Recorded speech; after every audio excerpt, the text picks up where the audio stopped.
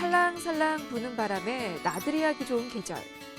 산과 들은 가을 여행을 떠나는 사람들로 북적이는가 하면 가을은 독서의 계절이라 하여 책과 함께 가을 정취에 마음껏 취해보는 이들도 있는데요. 하지만 알레르기 비염 환자에게는 이런 가을이 반갑지만은 않습니다. 시도 때도 없이 흐르는 콧물과 재채기, 제대로 숨을 쉴 수 없는 답답함까지 온갖 비염 증상에 시달리게 되는데요.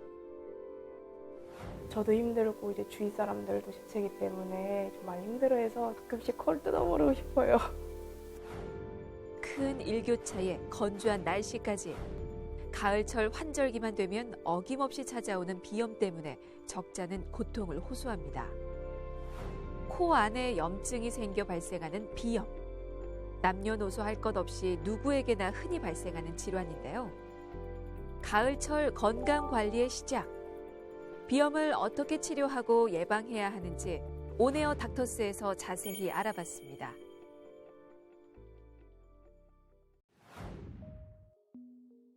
얼굴 한가운데 오똑하게 솟은 코는 냄새를 맡는 후각 기관이자 공기가 드나드는 호흡계통의 입구가 되는 중요한 기관입니다. 또한 코는 공기 중의 이물질로부터 우리 몸을 보호하는 면역 방어 기능도 하는데요. 이런 코 안이 염증으로 인해 점막이 붓고 충혈돼 콧물, 코막힘 등의 증상이 나타나는 것을 비염이라고 합니다. 진료를 보다 보면 환자들이 제가 비염이 있나요? 라는 질문을 되게 많이 합니다. 근데 그런 비염 자체가 코에 생기는 염증 반응을 말하기 때문에 질문을 할 정도로 불편한 사람들은 결국에 다 비염이 있다고 볼 수가 있습니다. 다만 그 비염의 정도가 사람마다 워낙 다양하고 다음에 그 생기는 증상의 정도가 다 틀리기 때문에 환자들이 비염에 대해서 좀 어렵다고 생각을 하는 것 같습니다. 일상생활에 지장을 주고 삶의 질을 떨어뜨리는 비염. 전 국민의 3분의 1이 비염을 앓고 있고 국내 비염 환자 수는 꾸준히 증가 추세를 보이고 있습니다. 2017년 건강보험심사평가원 연령별 진료 인원을 살펴보면 유, 소아 비염 환자 비율이 25.7%로 가장 높았는데요. 도시를 뒤덮은 뿌연 미세먼지 속 중금속이나 유해물질은 호흡기 세포를 자극해 코 점막에 염증을 유발하고 비염을 악화시키는데요. 코의 구조적인 문제로 생기는 비염 외에 알레르기 반응을 유발하는 항원인 꽃가루, 잡초, 곰팡이, 진먼지 진드기, 동물의 털 같은 외부 자극들이 비염 증상을 악화시키는 주된 원인이 됩니다. 이런 원인에 차갑고 건조한 가을철 공기가 더해져서 증상을 더 악화시키곤 하는데요. 증상의 정도가 사람에 따라서 굉장히 다양하게 되는데 주로 많이 호소하는 증상이 코막힘이나 콧물, 재채기, 가려움증 이런 증상을 먼저 호소하게 되고 간혹가다 눈 가려움 증상 같이 눈의 증상을 동반하기도 합니다. 그리고 같은 알레르기 진단 그 군으로 포함되어 있는 아토피나 천식 같은 질환이 동반되는 경우도 있습니다. 코 점막에 생긴 염증으로 콧물, 코막힘이 생기는 비염. 흔히 비염과 비슷한 증상을 보이며 서로 착각하기 쉬운 질환으로 감기와 축농증이 있는데요. 감기는 바이러스에 의한 것으로 코 증상 외에도 기침, 인후통 등이 있고요. 이 경우 특별한 치료 없이도 1, 2주 안에 자연적으로 좋아지게 됩니다. 그리고 축농증의 경우는 부비동에 염증이 발생해 농성 분비물이 고이게 되는데 누런 콧물, 두통 등 비염보다 악화된 증상을 보입니다. 계절이 바뀌는 환절기만 되면 항상 병원을 찾게 된다는 이 환자. 이게 자주 그래요? 가끔씩 비 올 때나 그럴 때 심하고 가족 엄마 아빠 둘 다 있던 것 같아요. 두 분 다 비염이 있어요. 네. 자다가 많이 있겠어요? 한 두세 번? 평소에 코가 많이 가렵고 이제 비 오기 전날이나 비 오고 난 다음에 이제 콧물이 많이 나오고 재채기가 심하고 그래서 저도 힘들고 이제 주위 사람들도 재채기 때문에 좀 많이 힘들어해서 치료받게 됐습니다. 어렸을 때부터 증상이 심했는데 그 고등학교 때가 제일 심했던 것 같아요. 집에서 강아지 키울 때 가장 심했고 이제 강아지는 따로 키우진 않아서 지금은 조금보다 옛날보다 좀 괜찮은데 그래도 이제 가끔씩 심하게 올라와요. 어릴 때부터 시작된 비염 증상이 성인이 된 후까지 호전과 악화를 반복하며 오랫동안 지속되고 있다는데요. 환절기가 되면서 시도 때도 없이 흐르는 콧물과 재채기 때문에 일상생활에 많은 불편을 겪고 있습니다. 먼저 자세한 문진 후 내시경을 통해 직접 코 안의 구조와 코 점막의 상태를 확인하고 부비동염으로 진행됐는지 여부 등을 확인하게 되는데요. 비염을 겪으면서 부비동염으로 증상이 악화되는 경우가 많은데 이 경우 치료가 달라져야 하는 만큼 비염과 부비동염의 질환 구분이 필요합니다. 방사선 검사를 통해 내시경으로 관찰되지 않은 부비강 내의 염증 상태를 확인하는데요. 또 코 점막의 비후, 비중격 만곡증의 유무 같은 눈으로 보이지 않는 코의 구조적 이상을 방사선 검사로 확인해 치료 계획을 세웁니다. 비염 증상이 소화기 때부터 나타났거나 계절적인 변화를 보이는 경우 혹은 생활 환경 변화에 따라 지속적으로 나타난다면 알레르기 비염을 의심할 수 있는데요. 이런 경우는 알레르기 비염 검사를 통해 질환을 일으키는 원인 물질을 찾아내는 것이 중요합니다. 혈액 검사를 통해 90여 종의 의심 항원들과 반응시켜서 알레르기 여부를 판단하는데요. 알레르기 비염을 일으키는 원인 물질을 찾아내는 또 다른 방법으로 피부 반응 검사가 있습니다. 의심되는 항원 물질을 피부에 떨어뜨려서 반응 여부를 체크하는 것이죠. 검사 시 피부를 알코올로 깨끗이 소독한 다음 진단 시약을 한 방울씩 떨어뜨리고 검사 침을 살짝 긁어 일정 시간 지난 후 피부 상태를 확인하는데요. 항원 숫자가 적은 단점이 있지만 결과를 당일에 바로 확인할 수 있다는 장점 또한 있습니다. 알레르기 비염의 확실한 진단을 위해서는 검사를 통해 정확히 어떠한 항원에 반응하는지 확인하는 것이 필요합니다. 일단 제일 중요한 거는 원인 물질을 본인이 정확히 알고 있는 게 중요합니다. 그 원인 물질이 들어오면 알레르기 비염 같은 경우는 그것들이 계속 이제 코를 민감하게 만들기 때문에 검사를 한 후에 본인이 알고 있는 원인 물질을 어느 정도 회피할 수 있는 게 첫 번째로 중요할 수 있고 그 외에 국소 관리가 되게 중요한데 증상이 악화되기 전에 미리 코 세척이나 코에 뿌리는 스프레이 등을 이용해서 미리 관리를 하는 게 되게 중요합니다. 증상이 생기기 시작할 때 미리 치료를 본인이 국소 관리를 하는 게 되게 중요하고 국소 관리만으로 조절이 안 된다면 먹는 약물을 추가로 투여를 하게 됩니다. 그리고 좀 더 근본적으로 이러한 증상이 너무 반복적으로 앓는 경우에는 아예 근본적으로 원인 치료할 수 있는 면역 치료로 치료가 넘어가게 되고 그래도 효과가 없는 경우에는 수술적인 치료를 같이 시행할 수 있습니다.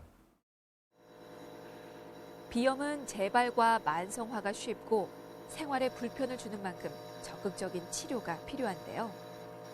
비염으로 충혈되고 건조한 코 점막에는 호흡기 치료법인 네뷸라이저 치료가 증상 완화에 도움이 됩니다.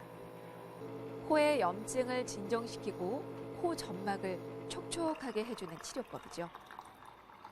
그리고 매일 양치질하듯 코를 세척하면 비염 치료와 예방에도 도움이 되는데요. 코를 세척할 때는 미지근한 생리식염수를 한쪽 코로 넣어서 다른 쪽 코로 배출시키는데 이때 숨을 멈추거나 아 하고 소리내면서 해야 합니다. 이렇게 하면 코 속에 고인 분비물이 씻겨나가 코가 시원해지고 알레르기 비염의 항원 물질도 줄어들게 됩니다. 코 세척하고 나니까 코가 되게 개운하고 이거 자주 해야 될 것 같은 느낌이 들어요. 비염을 제때 치료하지 않고 방치하면 후각 감퇴 같은 여러 가지 합병증이 생길 수 있는데요. 비수술적 치료로 잘 낫지 않는 만성 비염이나 비중격 만곡증, 비후성 비염 같은 코에 구조적인 변형이 있는 경우에는 근본적인 수술 치료로 개선하는 것이 도움이 됩니다. 일반적으로 비염 수술이라고 하면 인식이 이제 재발을 되게 많이 한다, 효과가 없다 이렇게 알고 있는 사람들이 많은데, 과거에는 저희가 코 안에 결국에 공간을 만들어주는 치료가 되는데, 우리가 간단히 고주파를 이용해서 콧살을 좀 작게 만들어주는 그런 치료를 많이 시행했습니다. 물론 효과가 있지만 좀 재발하는 경향이 있어서 수술할 정도로 불편한 사람들은 그거보다 코 안에 큰 콧살을 안쪽에서 미세 절삭기를 이용해서 제거하는 그런 점막하 절제술이라고 하는 치료 방법이 좀 더 효과적으로 될 수 있고, 코 가운데 벽이 휘어 있으면, 비중격 망곡증이라고 하는데, 휘어 있으면 그 휜 중격을 같이 치료를 병행하기도 합니다. 알레르기 비염에 보다 적극적인 치료가 필요한 경우는 면역 치료를 고려해 볼 수 있습니다. 면역 치료는 독감 예방 접종처럼 알레르기를 일으키는 원인 물질을 신체에 주입해서 근본적인 면역력을 얻게 하는 치료법입니다. 알레르기의 원인인 알레르겐을 약물의 형태로 만들어 정기적으로 몸속에 주입하게 되고, 주입한 약물을 통해 우리 몸에는 알레르겐에 대한 항체가 생기는 것이죠. 이후 다시 원인 물질인 알레르겐에 노출되더라도 증상이 나타나지 않거나 경미한 반응만 나타나게 도움 줍니다. 비염을 예방하기 위해서는 평소 건강한 생활 습관을 유지하면서 코에 자극이 되는 환경을 피하고 호흡기 질환에 걸리지 않도록 주의해야 하는데요. 뿐만 아니라 먼지는 없애고 적정 온도와 습도 유지로 건강한 실내 환경을 유지하는 것이 중요합니다.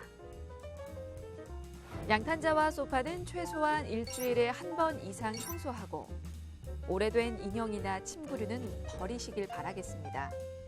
또한 사용 중인 침구류는 최소한 일주일에 한 번씩 60도 이상의 온수에서 세탁하고요.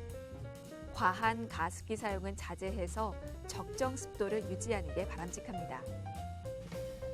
아무리 강조해도 지나치지 않는 것은 국소 관리입니다. 집에서 일단 증상이 악화되기 전에 코 세척하고 스프레이를 미리 써야 되고, 원인 물질을 찾아서 그 원인 물질에 대한 노출을 최소화하는 것이 일단 첫 번째로 중요합니다. 그리고 비염 약물들은 간혹 환자들이 내성이 생겨서 내가 먹기 싫어요라고 얘기하는 사람들이 많은데, 고혈압약을 먹어서 고혈압약에 내성이 안 생기는 것과 마찬가지로 비염약을 먹어서 과도하게 생긴 결과물질을 줄여주는 역할을 하기 때문에, 이러한 비염 약물은 내성이 생기지 않으니까 증상이 있을 때 복용을 해서 증상을 개선시켜서 여러 가지 기타 합병증을 예방해주는, 이런 코에 주는 좋은 약이라고 생각을 하시는 게 좋을 것 같습니다. 그리고 증상이 반복된다면 병원을 내원해서 아예 근본적으로 치료할 수 있는 면역치료 등을 시행을 고려해 보시는 것도 좋을 수 있습니다. 비염 예방에 좋은 음식으로는 제철 음식, 대추를 꼽을 수 있는데요.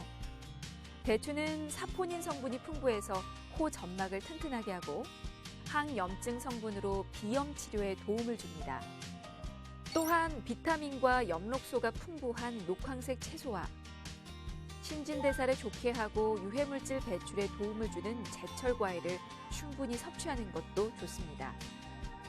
마지막으로 감자는 몸을 따뜻하게 하고 알레르기 체질을 고쳐주는 효과가 있다고 하니까요. 비염 예방에 도움이 되는 음식들, 평소 자주자주 섭취하면 좋겠죠? 일단 비염은 불치의 병이 아닙니다. 굉장히 많은 환자들이 앓고 있고 그거에 대해서 되게 힘들어하는데, 일단 본인이 어떤 종류의 비염인지, 알레르기가 있다면 그 알레르기 원인 물질이 뭔지를 아는 것이 가장 중요하고, 그거에 따른 적절한 관리와 치료를 병행한다면 그렇게 불편하지 않게 생활을 할 수 있습니다.